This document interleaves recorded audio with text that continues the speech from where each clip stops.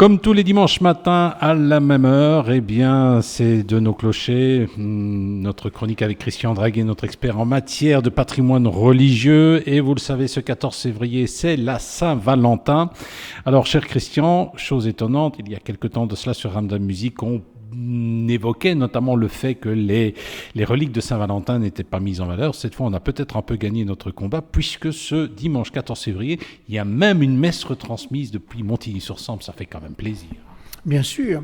Donc c'est pratiquement une redécouverte parce que ces chasses qui viennent d'ailleurs d'anciennes abbayes détruites à la Révolution française et qui ont un parcours chaotique mais qui ont passé les incendies, qui ont passé les destructions, voilà, elles ont été oubliées pendant tout un temps, surtout que pratiquement au XXe siècle, avec des mouvements comme mai 68, c'était des trucs qui faisaient ringard.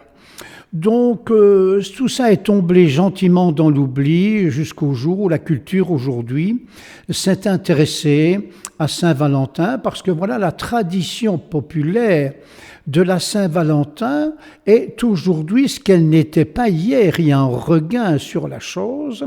Au milieu du XXe siècle, la Saint-Valentin, au 14 février, ça ne se fêtait pas.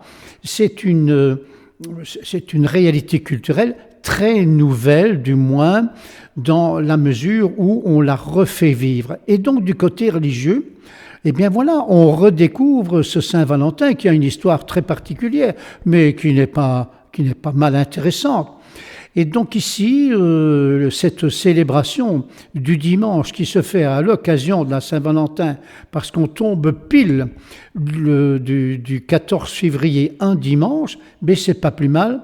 Ça peut faire découvrir à des personnes beaucoup plus lointaines ces chasses en question, surtout que le rayonnement de France 2, qui notamment retransmet tant en France que dans certains pays européens, que certains pays d'outre-mer, il va y avoir des personnes qui vont se dire « Tiens, on ne savait pas, on ne connaissait pas ».